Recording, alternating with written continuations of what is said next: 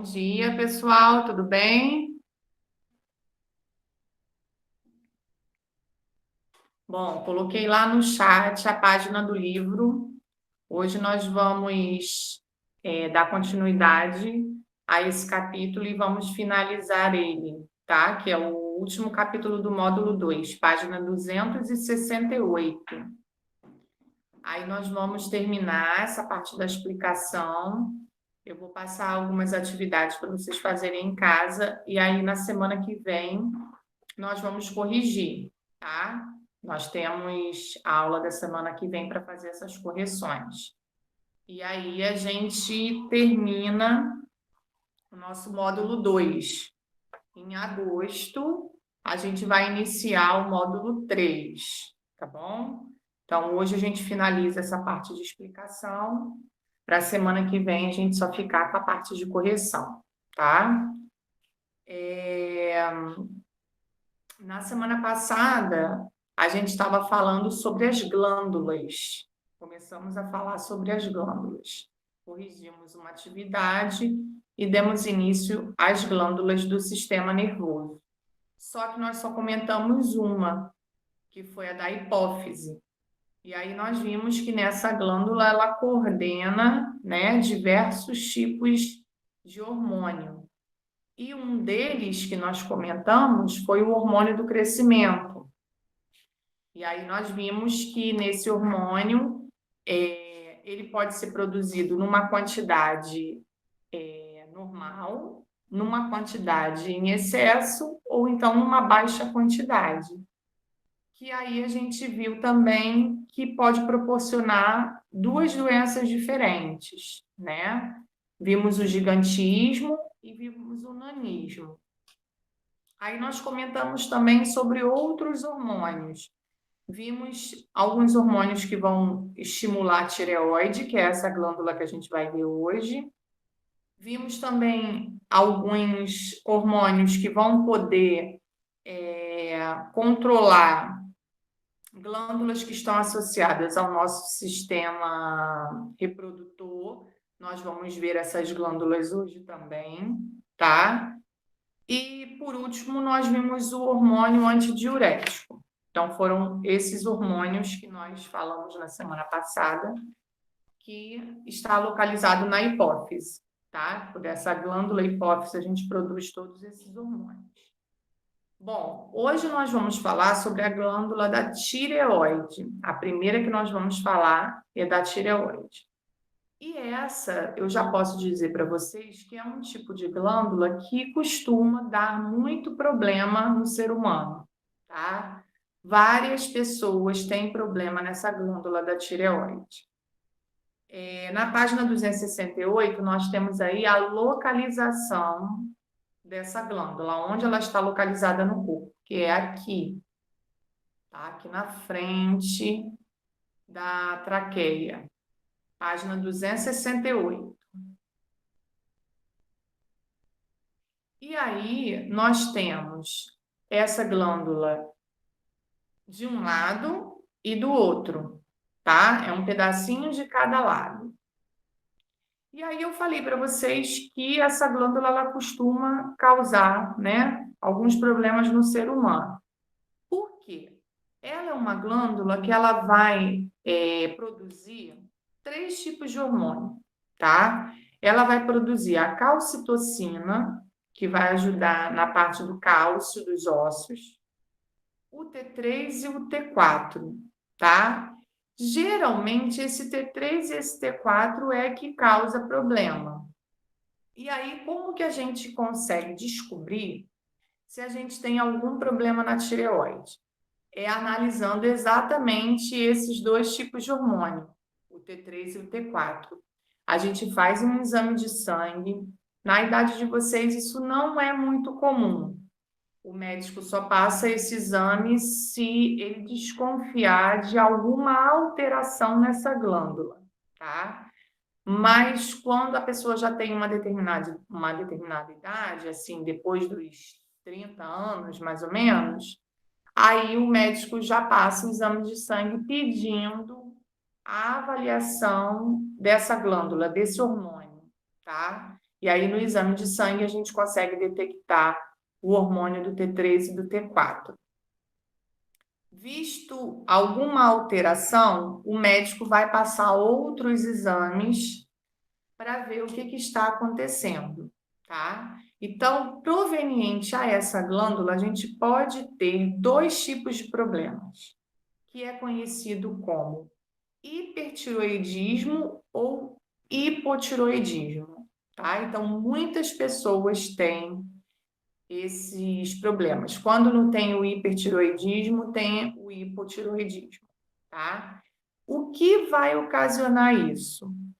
O hipertiroidismo, o próprio nome já diz, o prefixo hiper significa que está produzindo algo demais, tá? Sem uma necessidade. Então, essa glândula, ela está produzindo hormônio muito mais do que o necessário. O hipotiroidismo já é o contrário, já é quando produz de menos, tá? Então, essa glândula deveria produzir uma quantidade normal, e aí ela não consegue produzir essa quantidade normal, ela produz uma quantidade a menos, e aí a gente tem o hipotiroidismo. No hipotiroidismo. No hipertiroidismo, nós temos alguns sintomas bem marcantes, tá, dessa doença. Quais sintomas são esses, ó? O livro ele cita alguns e os mais comuns, tá? O que mais as pessoas apresentam esses sintomas. Então, o primeiro deles é o aumento do metabolismo, tá? Esse metabolismo ele fica acelerado.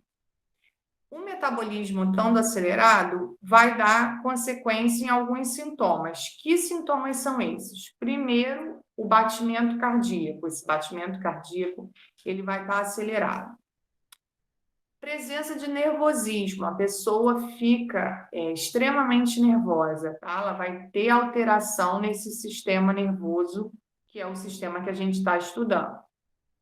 Aumento de produção de suor. Se você tem um aumento no seu nervosismo, consequentemente você tem um aumento também na produção de suor, porque o nervoso ele pode estar associado ao suor. E aí a pessoa sua frio nas mãos, nos pés, né? Justamente por conta desse nervosismo. Também temos aí, além do aumento da produção de suor, a perda de peso.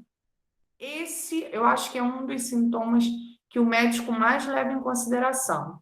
Quando a pessoa ela está emagrecendo demais, ele logo desconfia do hipertiroidismo. E essa perda de peso está associada a esse aumento do metabolismo, a esse aumento de suor, né? Se você perde líquido, automaticamente você perdendo líquido, você emagrece. Se você tem um aumento desse funcionamento, desse metabolismo, se o seu organismo está trabalhando muito, automaticamente também você emagrece.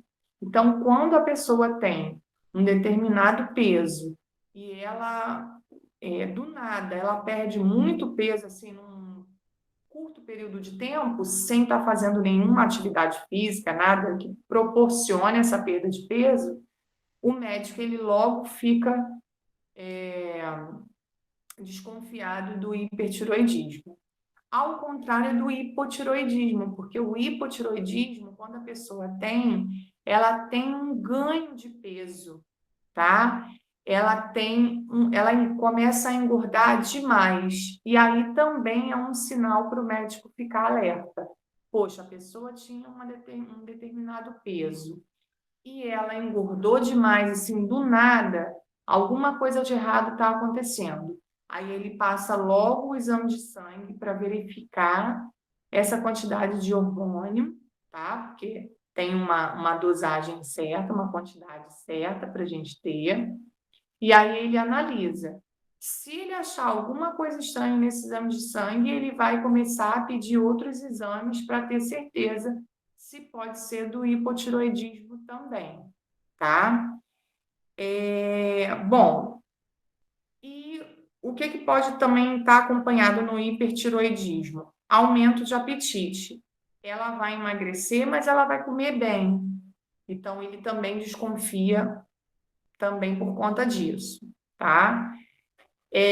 No hipotiroidismo, além da perda de peso, a gente pode também ter a diminuição do batimento cardíaco, aí é o contrário do hipertiroidismo. No hipertiroidismo, o batimento aumenta, fica mais acelerado. No hipotiroidismo, tem uma diminuição.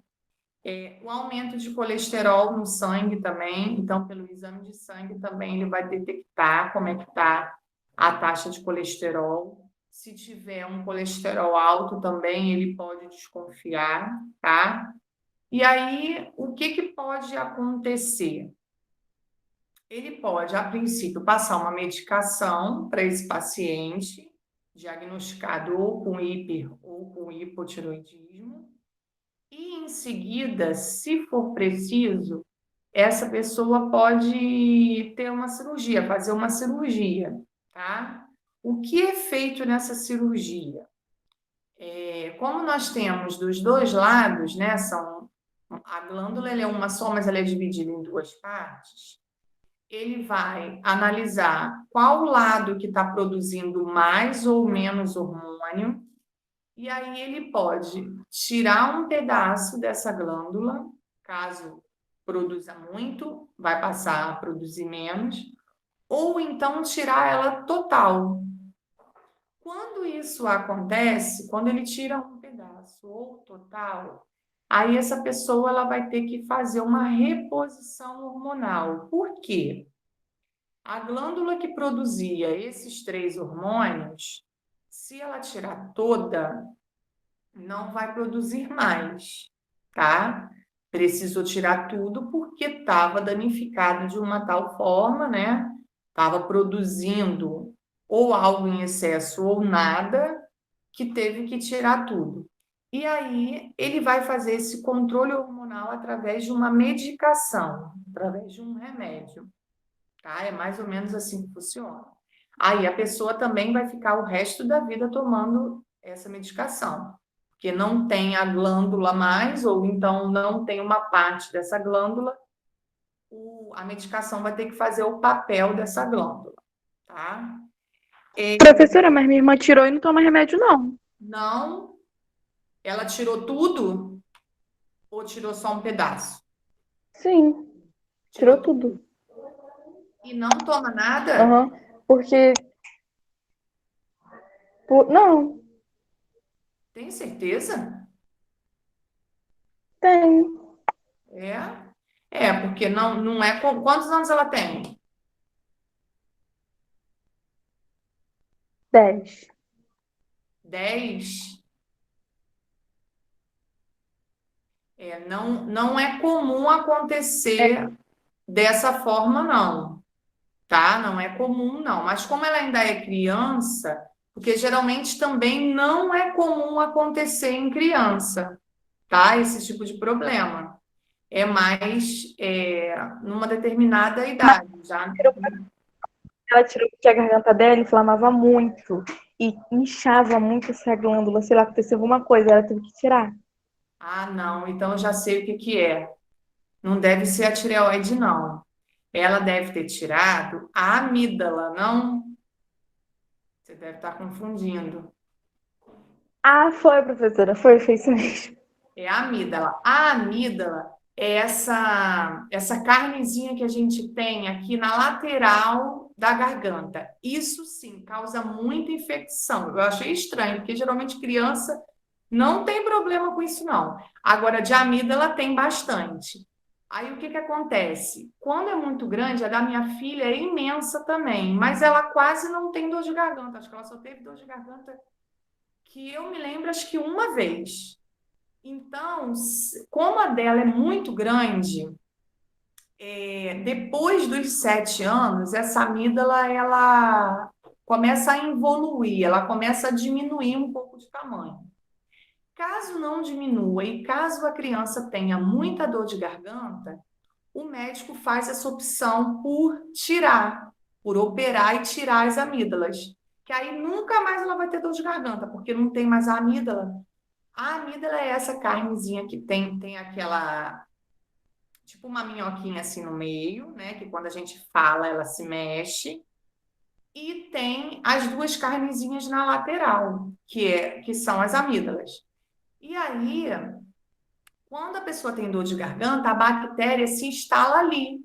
Então, aquela parte da amígdala fica toda infeccionada, bem vermelha, e se você não cuidar logo, dá até pus. Você vê aquelas placas amarelinhas de pus, tá? Então, quando essa frequência é grande, né?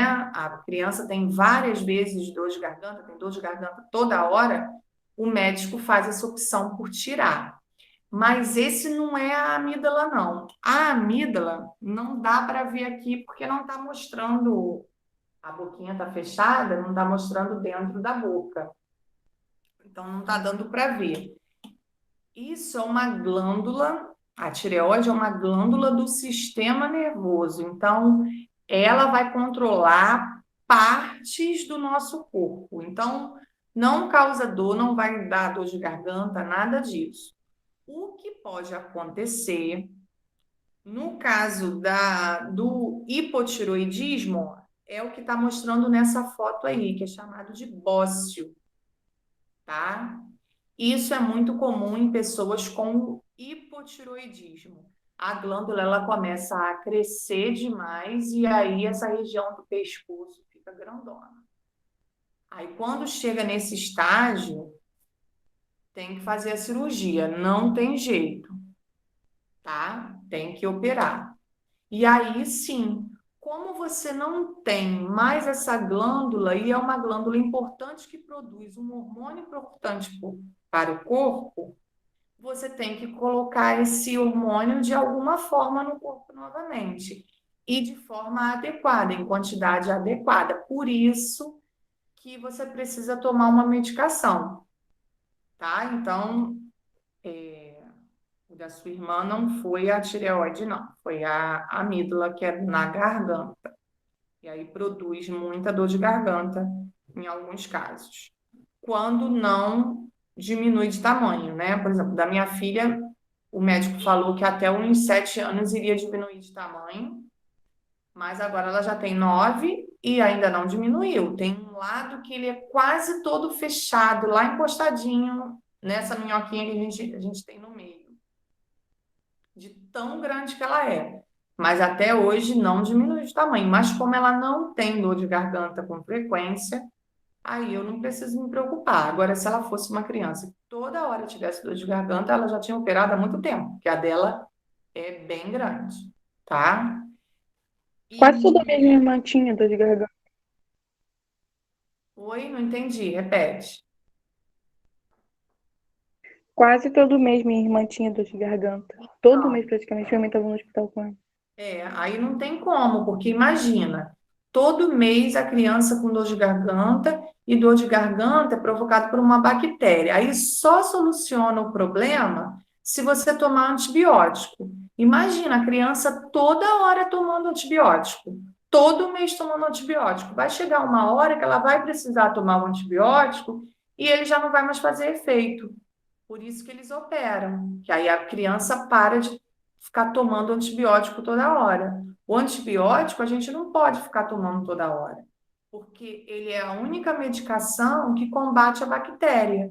Se a gente fica, tudo bem que hoje em dia existem milhares de antibióticos. Antigamente não, antigamente só tinha um. Na época da minha mãe só tinha um, que era a base de penicilina, que era a amoxicilina. Hoje em dia existem vários, né? Várias substâncias que conseguem fazer vários tipos de antibiótico. Mas mesmo assim, se a gente puder evitar de tomar, é bom, porque ele combate a bactéria sim, mas ele combate uma coisa, que é uma infecção bacteriana, mas em compensação ele destrói muitas partes do corpo, destrói os dentes ficam fracos, né? E aí a possibilidade de cárie é maior. Então, não é bom a gente ficar toda hora tomando antibiótico, tá? Porque vai chegar uma hora também que não vai mais fazer efeito. A gente vai ter tomado todos, e aí não vai, quando quiser um efeito, não vai ter esse efeito. Então, por isso que a gente tem que tomar cuidado. Bom, então, nesse caso aí da foto, ela precisa de uma cirurgia urgente, tá? Agora, por que nesse caso aí chegou a ficar dessa forma? O hipotiroidismo, ele tem a ausência do iodo. O nosso corpo, ele precisa de uma substância que é chamada de iodo, tá? Que nós adquirimos esse iodo através do sal de cozinha que nós utilizamos. Então, toda vez que a gente faz uma comida, a gente coloca um pouquinho de sal. Esse sal, ele é iodado, ele tem uma concentração de iodo nele. E aí, a gente automaticamente, ingerindo essa comida salgada, a gente está ingerindo para dentro do nosso corpo o iodo. Com o hipotiroidismo, isso já fica um pouco complicado do organismo absorver esse iodo. Então, existe a falta do iodo. E aí a pessoa fica com esse pescoço, assim, com esse caroço aí, que é chamado de bócio, tá? Na página 269, ele até fala sobre o sal, ó. Ele mostra aí um pacote de sal e mostra lá, sal refinado extra iodado, porque tem iodo. Na água do mar tem iodo, por isso que ele tem iodo. Quando ele está lá na salina, aquela água do mar evapora, né? E aí consegue se extrair o sal daquela água. Ai, fugiu a palavra. Os frutos do mar, lembrei. Os frutos do mar, camarão, lagosta, todos esses mexilhão, todos esses animais que a gente consome que vêm do mar, tem também uma concentração de iodo neles. Não sei se vocês já repararam, quando a gente cozinha esses animais, né, frita ou cozinha, eles ficam vermelhinhos, eles mudam de cor, justamente por causa da presença do iodo que tem no corpo deles, tá? E isso para a gente, para o nosso corpo, faz bem. Embora algumas pessoas tenham alergia a frutos do mar, que é justamente por causa do iodo marinho, tá? Eu, por exemplo, eu tenho alergia a iodo, mas não ao marinho. Eu tenho alergia à tintura de iodo, que é aquele que coloca no machucado. Eu não posso. Mas o iodo marinho eu não tenho alergia, então eu posso comer qualquer tipo de frutos do mar, sem problema nenhum. Mas tem gente que não pode comer, porque senão fica todo empolado, por causa desse iodo, tá? Bom, aí, associada a essa glândula da tireoide, ele mostra uma outra, que é a paratireoide. A glândula da tireoide, ela tá aqui na frente. A paratireoide, ela vem para trás, igual está mostrando na página 269, tá? Ela é como se fosse uma extensão da tireoide, então ela vem um pouquinho para trás, tá? Bom, o que ela vai produzir? O que essa glândula vai produzir? Ó? Ela vai produzir sais de cálcio, que também vai ajudar na formação dos ossos e na movimentação do corpo. Então, toda a parte muscular que a gente tem, né, que os ossos, junto com os músculos, proporcionam um movimento, é através dessas glândulas também que vão produzir esses hormônios para a gente se movimentar melhor. Então, ó, ele fala aí, ó, que pode ter uma coordenação no processo de formação e modelagem dos ossos, além de influenciar na coagulação sanguínea e na contração muscular. Então, quando a gente precisa, por exemplo, pegar alguma coisa, peguei uma caneta, né? Ao pegar, eu contraí o meu músculo aqui da mão para poder conseguir segurar a caneta. Então, essa contração muscular, ela também é dada por esse hormônio que é produzido na glândula da paratireoide. Então, no nosso corpo, tudo é um conjunto de situações. Nada funciona sozinho, tudo está interligado, tá? Então, a gente viu lá que o sistema nervoso, ele é um sistema importante porque ele consegue comandar todo o nosso corpo. Então, não adiantava a gente ter sistema digestório, circulatório, respiratório, sem a gente ter o nervoso para juntar isso tudo e coordenar todos esses sistemas. Mesma coisa são com as glândulas. As glândulas, elas estão associadas ao sistema nervoso, justamente porque o sistema nervoso precisa controlar cada glândula que a gente tem. E aí controlar também essas substâncias que cada glândula produz, tá? Não pode ser nem de mais, nem de menos. Tem que ser uma quantidade ideal, uma quantidade normal, certo? Aí ele mostra uma outra que a gente chegou a comentar no início do capítulo, quando eu estava falando da montanha-russa. Lembra que eu perguntei a vocês se vocês já tinham ido, qual a sensação que vocês tinham sentido em andar na montanha-russa? E aí a gente tem a glândula que é chamada de suprarrenais, está na página 270. Ela está localizada em cima de cada rim, né? São duas glândulas, uma em cada rim, e vai produzir dois tipos de substâncias também: o cortisol e a adrenalina, que foi a que a gente comentou na montanha-russa. Quando a gente libera muita adrenalina no nosso corpo, a gente tem aquele mix de sensações que a gente comentou da montanha-russa. A gente sente medo, a gente sente euforia, a gente sente alegria, a gente sente vontade de chorar, de gritar, de fazer xixi, tudo ao mesmo tempo, né? Por conta dessa adrenalina. E é essa glândula aí, as suprarrenais, que produzem essa substância chamada de adrenalina. E aí ele coloca um outro esporte para a gente analisar, né? Que é o bungee jump. Esse eu não sei se vocês já foram, esse é mais difícil. Acho que de ter alguém que tenha ido, né? A montanha-russa era mais fácil. E está mostrando aí a foto de como a pessoa fica, né? Ela fica toda amarrada umas cordas e em cabos de aço, e ela pula de uma determinada altura, aí não fala a altura que essa pessoa está pulando, mas geralmente é uma altura bem grande, e ela fica de Professora, cabeça para baixo. professora, na sua opinião, qual que dá mais medo? Sei lá, que dá mais medo desses dois aí? Então, esse eu acho pior do que a montanha-russa. Eu Por quê? também.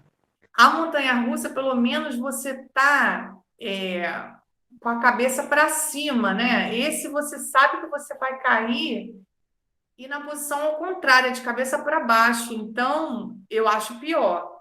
Eu acho que a produção de adrenalina nesse deve ser muito maior. Eu nunca fui nesse, não, mas eu já fui em um que é chamado de tirolesa. E a tirolesa que eu fui num hotel fazenda que tinha um circuito de tirolesa e eu fui na pior, né, na mais alta. E nessa tirolesa que eu fui, como era mais alta, era no meio de um vale, não tinha nada. Se eu caísse ali, era só árvore embaixo, acho que ninguém nunca mais ia me achar. E aí, primeiro, a gente fez uma escalada, né, até chegar ao topo lá da montanha, e eu fui num trajeto de, eu acho que uns 2 quilômetros, mais ou menos, de extensão. Só que é diferente desse, porque a tirolesa, você coloca um equipamento mais ou menos igual a esse, só que você fica tipo como se fosse sentado, né? De cabeça para cima, não de cabeça para baixo. Mas, assim, a sensação também é de tudo isso que a gente comentou, né? Porque é um cabo de aço e ele é inclinado, então ele vai numa velocidade grande e era no meio de um nada, não tinha nada ali embaixo. Se eu caísse ali, já era. Então dá também Professora, bastante eles medo. falam que é pra você, quando você for pular, você cair, tipo assim, na posição de um X, pra diminuir o impacto no chão. É verdade Aham. isso? Pra diminuir o impacto quando eu cair na posição. Pode ser também. Aí as demais tirolesas são cinco, nesse hotel que eu fui, eram 5 circuitos, né? Começava da mais alta e a última dava lá no hotel de volta. Então você subia tudo. Se você participasse das 5 etapas, você chegava no hotel de novo. Mas eu só fui nessa mais alta. E a adrenalina é adrenalina pura, você libera muita adrenalina, porque você sente todas essas sensações que a gente comentou na aula passada, né? Professora, Oi. Pedro perguntou se você foi no Kamikaze. Então, o kamikaze eu já fui também, uma vez só para nunca mais. O que que é isso, professora? O que que é isso, kamikaze? É aquele que a cadeirinha sobe e depois ela Ah, tô despenca ligado, tô lá de ligado, tô cima. ligado. Só Esse Professora, aí é eu muito medo. fui, eu nunca mais vou. eu também nunca mais vou, só fui uma vez. Por quê? Ali é até assim, muito rápido, né? Porque aquela queda é uma queda livre, isso é física, vocês vão estudar isso ano que vem. É uma queda livre, e nessa queda livre, o corpo ele tem mais ou menos uma velocidade tão alta que em 2 ou 3 segundos você chega na posição inicial novamente. Então, é muito rápido, né? Essa queda é muito rápida, é de 2 a 3 segundos. Só Professora, que a sensação que eu tive era que o meu cérebro iria sair da cabeça, porque dá uma pressão na cabeça, uma sensação assim estranha, que parece que o seu cérebro, que isso aqui, a caixa craniana vai abrir e vai sair o cérebro assim. Não é uma sensação muito boa. Então eu já fui, é, mas esse eu não vou de novo, não. lá Agora a perto montanha-russa, professora, lá perto foi. daquele lugar lá onde pega ônibus, tem um parque, não sei como é que é o nome, que tem muito ônibus lá. Esqueci o nome. Ah, deve ser no terminal de É, tem Niterói. terminal. Aí lá Isso, é tipo um parquinho. É um parque normal, né? Tem tipo isso, uma roda gigante que é toda diferente. Que é, isso, eu você entra já num vi lugar. também. Não, calma aí. Não é aquela lá que tem trilha, essas coisas. É tipo, é como se fosse. É a cadeira, o lugar de 2, 6 pessoas, não sei. Você senta, aí o negócio vai rodando. Aí vai, são 2 rodas. Vai Aí rodando fica de assim, ó. cabeça para baixo. Aí fica de cabeça pra baixo, vai rodando, rodando, rodando. E são dois. Sim, Eu tenho o maior medo de cair, sei lá. Muita eu pressão. já vi aquele também. Aquele ali também é um processo físico, tá? Por quê? Porque a pessoa fica sentada ali na cadeirinha, aí ele começa subindo assim de lateral, né? Aí depois ele faz assim. E aí todo mundo fica de cabeça para baixo ali e não cai, tá? Por quê? Porque o nosso corpo também exerce uma pressão. Então, quando a gente senta e a gente fica de cabeça para baixo, o nosso corpo, por causa da gravidade, o nosso corpo faz força em sentido contrário. Então, a gente fica como se tivesse colado na cadeirinha. Então, a gente não tem o risco, embora seja horrível aquela posição, eu já vi esse brinquedo. Esse eu não tive coragem de ir, não. Professor, é tipo um martelo, que a parte do Isso, metal vai isso rodando, como se mesmo. fosse isso. Isso, é igual um martelo, isso aí, redondo. Aí ele vai, ele começa assim, daqui a pouco ele vira de Não, cabeça para baixo. e o brinquedo ele parava lá em cima. Esse que é o pior, que o brinquedo ficava lá na parte de cima, para baixo, aí para o brinquedo. Pum. Isso aí. Aí Aí você depois imagina espera o outro girar, gira o outro, aí vira, aí o outro para, sei lá, não isso. sei como é que explica. Aí você imagina a pessoa ali, a quantidade de adrenalina, a quantidade de hormônio que ela está produzindo e gritando igual uma desesperada, né? Porque quando as pessoas vão nesses brinquedos, elas só gritam. Todo mundo gritando ao mesmo tempo, porque o organismo Professora, está nessa sensação. tipo, essas casas de horrores aí que tem, de vez em quando tem no shopping, casa dos horrores, tipo isso. Ah, mas ali é mais leve, né? Ah, sei lá, Porque professora, ali trabalha mais bagulho com a correndo atrás parte de do sul. você. Aí, te puxa, sei lá, Produz pode se também esconder. adrenalina. Que, Bia? Aquilo nem dá susto. Aquilo é mais leve, mas Mas, sei lá, adrenalina, pô. Tem que correr, sei lá. Tipo isso. para quem tem medo, vai produzir adrenalina também, tá? Porque todo... Professora, não Oi. tem lá no Shopping São uma vez, botaram uma coisa dessa perto do, acho que é do Burger King? Sempre que eu Sim. passava ali, eu virava a cara. Aham. Então, por quê? Se a pessoa tiver medo, toda a sensação de medo vai liberar adrenalina. É igual quando a gente está Professora, fazendo uma prova. Se a gente ficar com medo da prova, vai liberar adrenalina e aí a gente vai ter aquele branco que a gente não vai lembrar das questões que a gente estudou.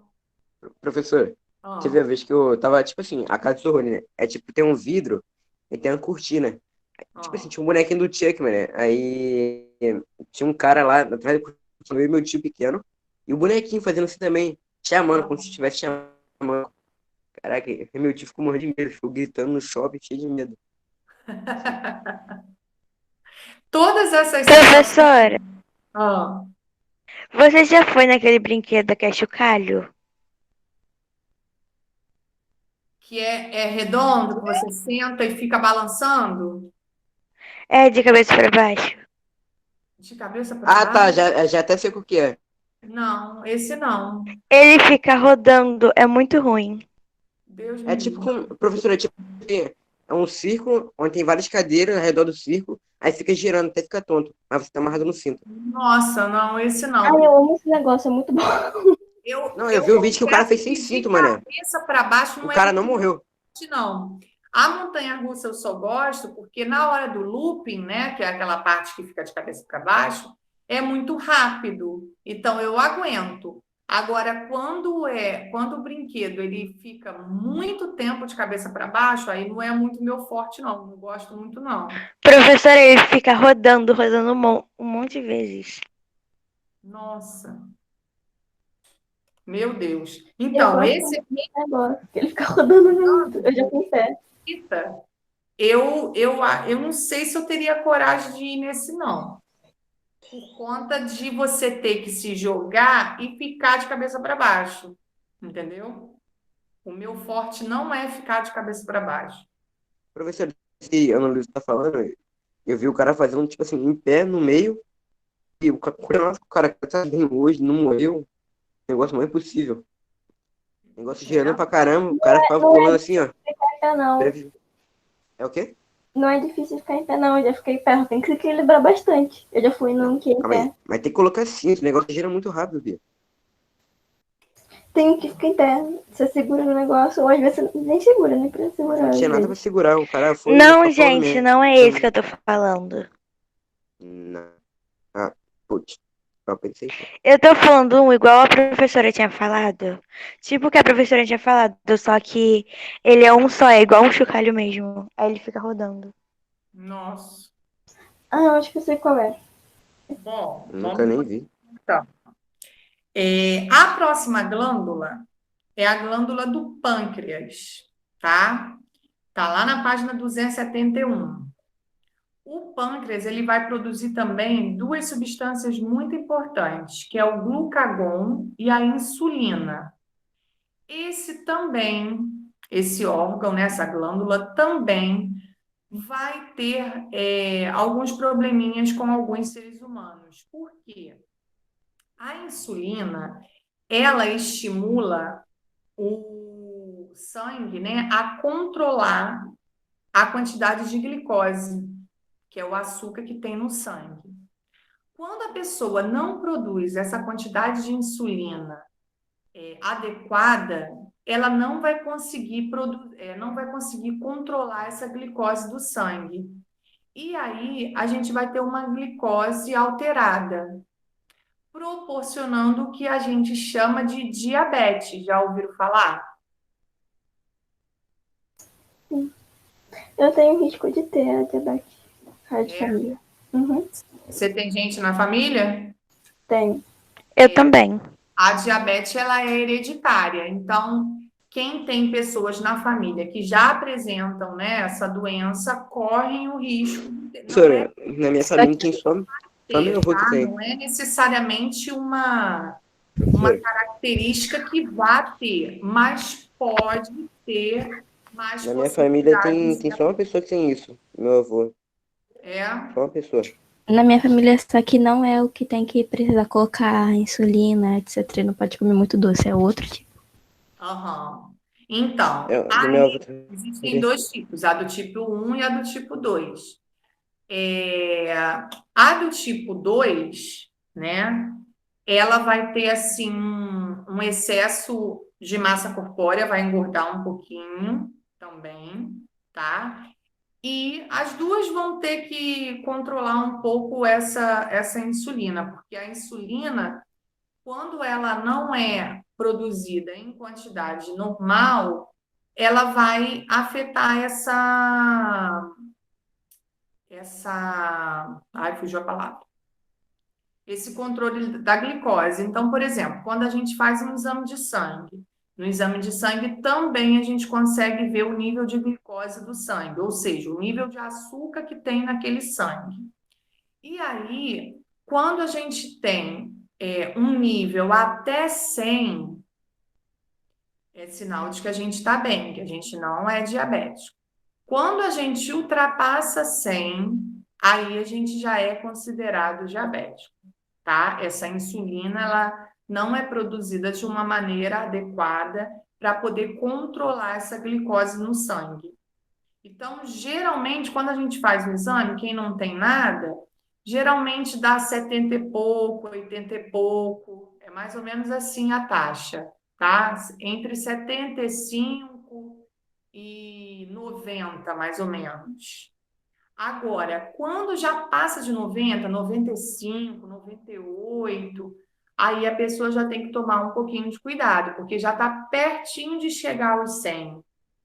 E aí, quando chega aos 100, de 100 a 120, se eu não me engano, é considerado pré-diabético, e passando dos 120, aí já é diabético mesmo, já vai ter que tomar uma medicação. Se não tiver que tomar a insulina propriamente dita, vai ter que tomar uma medicação para controlar essa glicose, que essa glicose ela aumenta demais.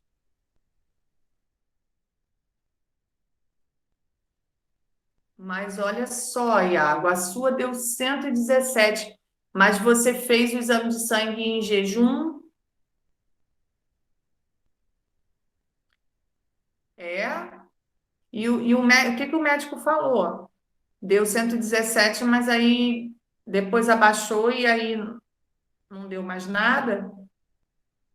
Porque 117 já é alto, entendeu? Já é bem alto, porque passou dos 100, já é alto.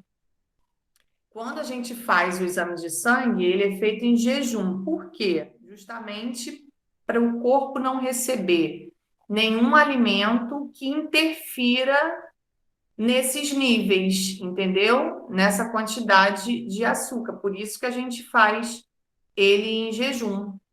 E aí, em jejum, geralmente no mínimo 8 horas, né? De 8 a 12 horas de jejum, porque aí todo o alimento que a gente comeu, ele já se desfez, e aí o nosso corpo está como se estivesse em níveis zerados, e aí ele faz o exame para detectar realmente qual o nível em que está.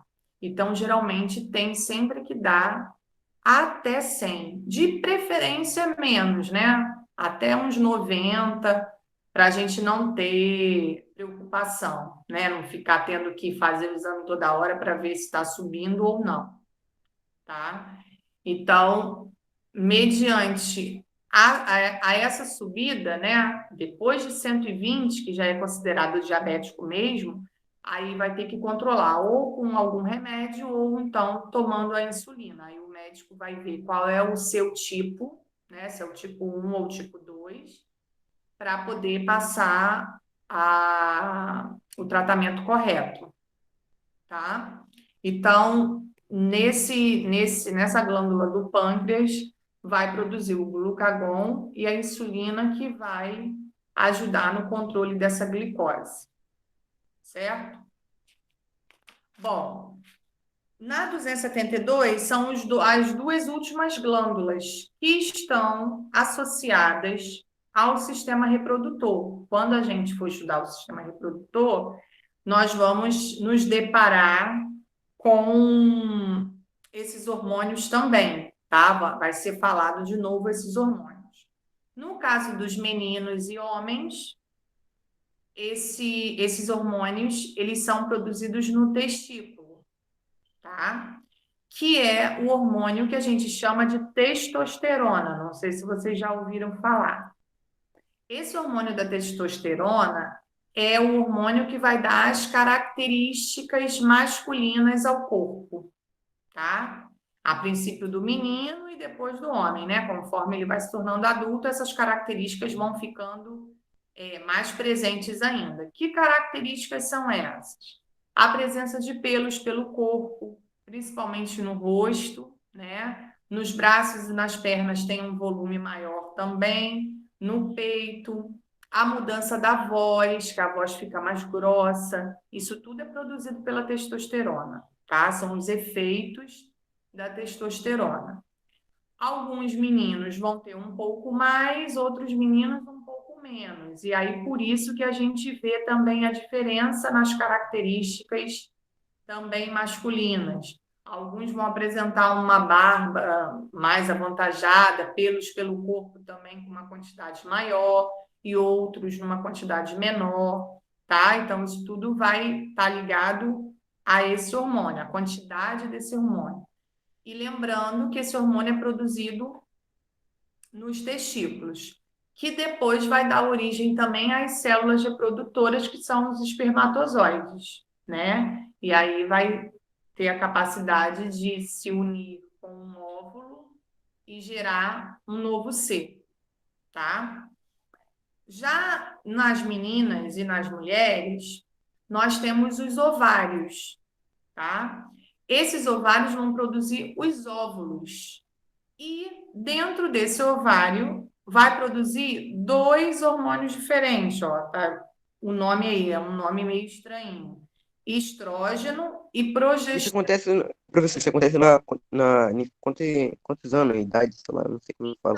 Na idade que vocês estão, na idade de puberdade, vocês estão na adolescência. A adolescência é o estágio de puberdade, aonde tem o maior número de mudanças no corpo, tá? Então, isso tudo já está acontecendo com vocês. Daqui a pouco vocês vão ver, ou melhor, já devem estar vendo, né?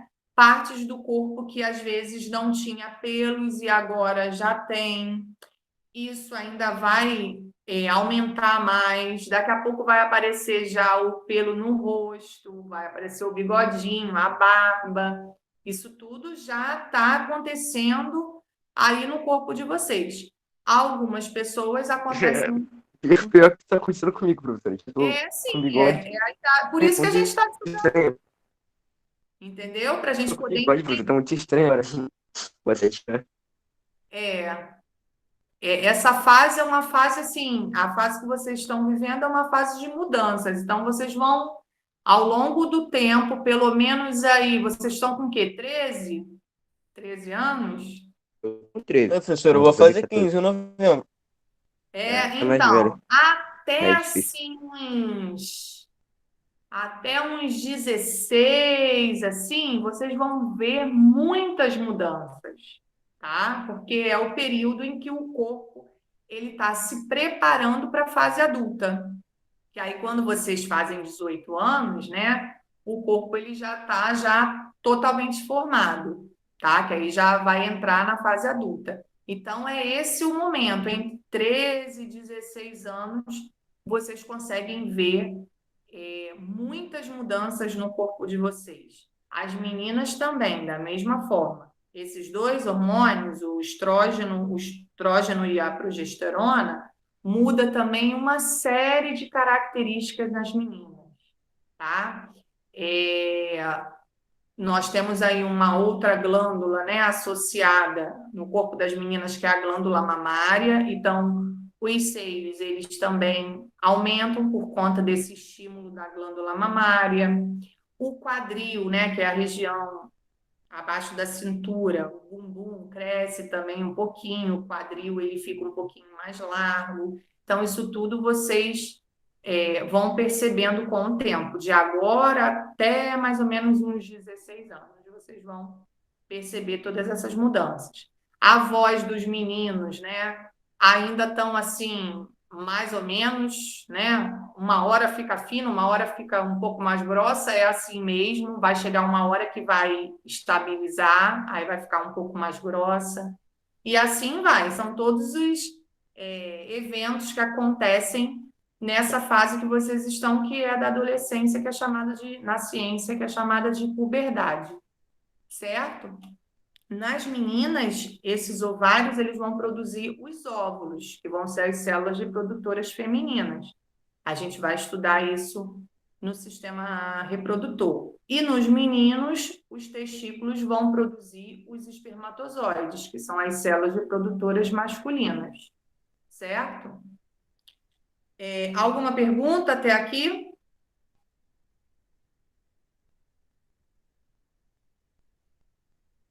Não? Perguntaram tudo que queriam? Bom, então eu vou passar as páginas que vocês vão tentar fazer em casa para a semana que vem. Vou colocar aí no chat. Aí na semana que vem a gente corrige essas páginas e finaliza o módulo 2.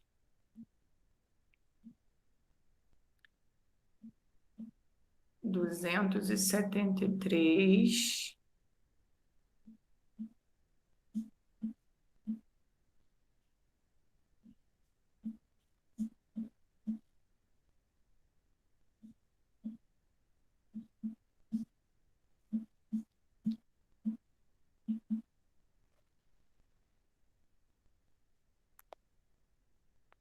Ó, copia lá do chat, está lá no chat. 273 até a 277. Não é muita coisa, não, tá? Tem coisa para marcar, tem coisa de complete. Só tem 3 questões que é de escrever. O resto é para relacionar, colocar verdadeiro ou falso. O dever é um dever pequeno, não é muito grande, não. São muitas páginas, mas o dever em si é pequeno. Para marcar o X na alternativa correta, só coisinha assim, tá? Aí vocês tentem fazer para a próxima aula, para a gente corrigir. Aí a gente termina essa parte. Deixa eu só conferir aqui quem eu não consegui marcar a presença. Andiara, tá aí?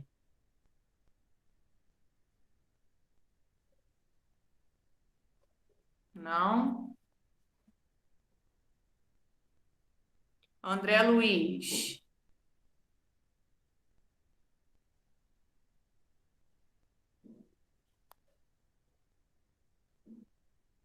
Caio Pimenta.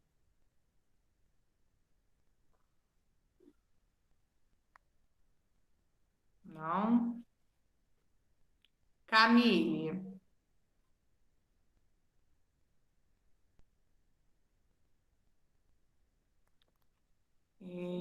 Isabela Henrique, está aí? Cara, professor, tu me pulou. Ah, estou pulando porque quem eu não estou falando é porque eu já tinha marcado a presença, tá? Ah, tá. Entendo. Só tem alguns aqui que eu estou na dúvida, porque aí deve ter entrado depois da aula e eu não consegui marcar. Isabela Henriques não está, não? João Gabriel.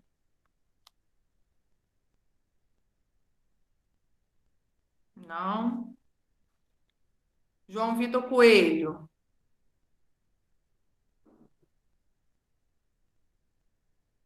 Também não. Júlia Passeri.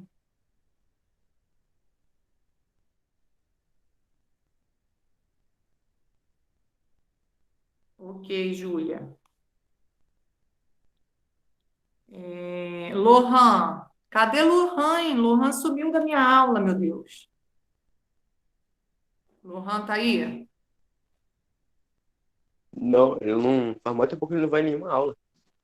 Ele não tá indo nos outros professores também, não? Que eu saiba, não.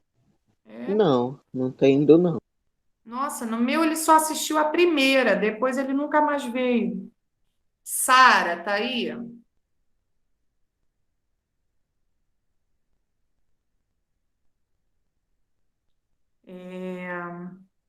Vitória Gonçalves. Vitória tá, né? Presente. Tá. Igor. Igor também não vejo. Nunca veio sexta-feira.